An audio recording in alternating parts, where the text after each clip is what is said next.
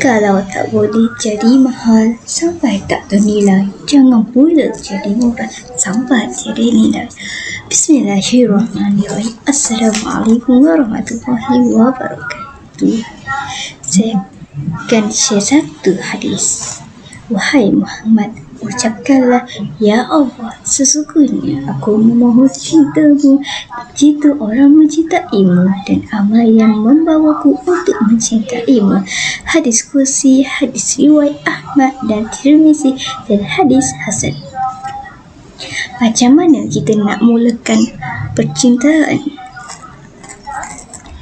Langkah pertama adalah fasa memilih. Bila dah semakin terlajak usia, orang tua selalu memberi nasihat kepada kita, jangan memilih sangat pasangan ini, reda je dengan apa yang mendatang. Maksudnya, nak tak nak, kita memang kena memilih juga demi keturunan dan generasi yang lebih baik. Rasulullah SAW sudah memberi kita tips dan rahsia dalam memilih pasangan. Maka kita haruslah kembali kepada panduan yang Rasulullah SAW sudah ajarkan pada kita. Daripada hadis riwayat Bukhari, seorang perempuan dinikahi kerana 4 perkara: kerana hartanya, kerana kedudukannya, kerana kecantikannya, atau kerana agamanya. Pilihlah yang beragama, maka kau akan beruntung. Jelas sekali ciri yang paling utama itu yang punya agama, kerana cinta itu dibina untuk ke syurga. Ciri yang pertama adalah agama.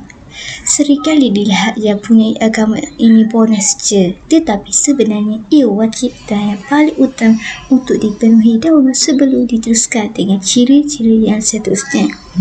Bayangkan jika diri ini dalam saat kefuturan, melemah iman. Jika pasangan sahaja tidak mampu membangkitkan kembali imannya, maka siapa lagi yang harus diharapkan untuk berperanan? Oleh itu, diwajibkan kita memilih agamanya. Yang kedua, harta.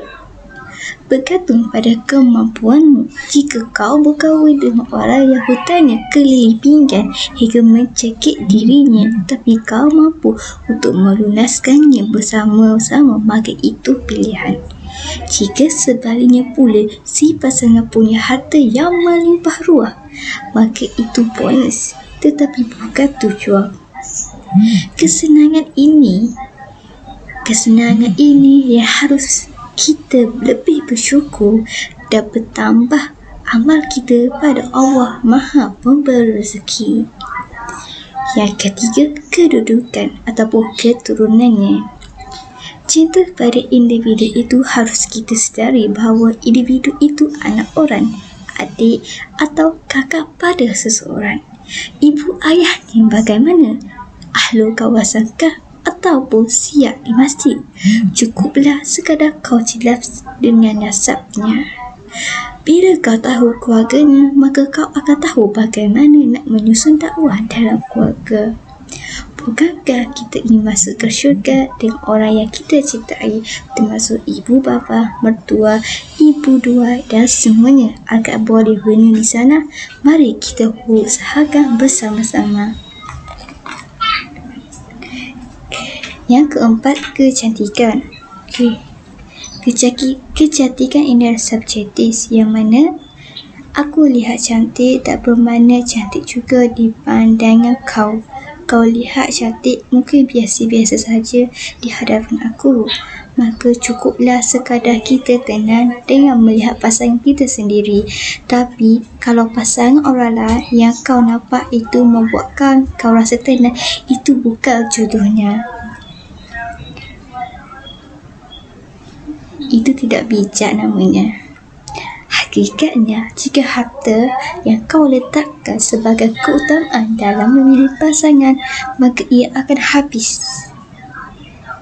Dan kau akan menyesal suatu hari. Jika posisi dan kedudukan yang kau pilih, ia akan diketika. Jika kecantikan menjadi pilihan utamamu, maka ia akan pudar di bawah masa. Jika agama dan keimanan menjadi keutamaanmu dalam memilih pasangan hidup, maka insya Allah ia akan berkekalan hingga ke akhir hayat. Langkah kedua, fasa berkenalan. Rasulullah SAW telah mencontohkan perkenalan melalui perantaraan. Maka melalui contoh inilah yang seharusnya kita ikuti.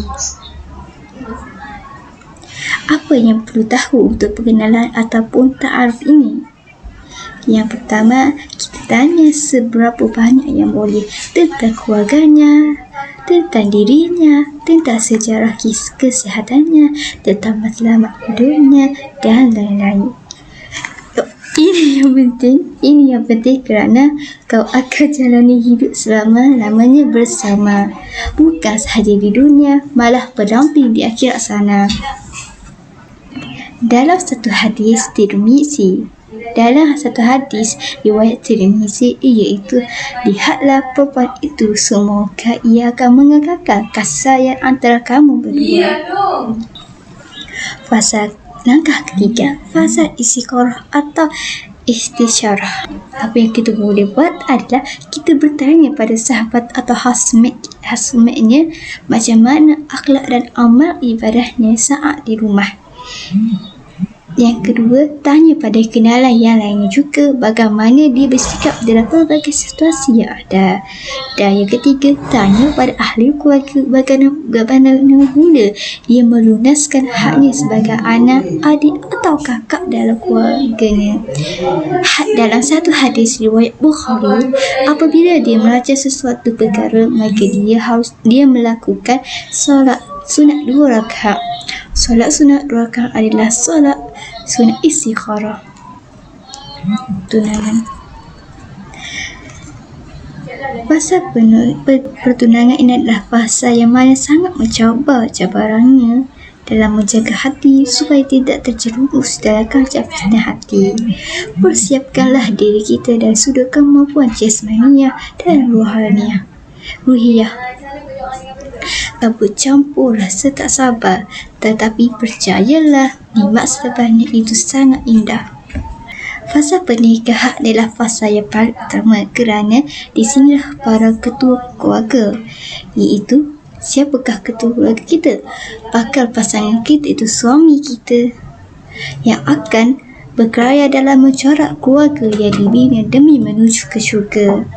Pembantu setianya pula adalah kita itu isteri yang sentiasa menjadi teman menasihati dan memberi pandangan dalam perjalanan yang panjang ini ke sakinah mawaddah dan rahmah yang masing-masing kita bina. Amin ya rabbal alamin. Amin. Sekian daripada saya. Assalamualaikum warahmatullahi wabarakatuh.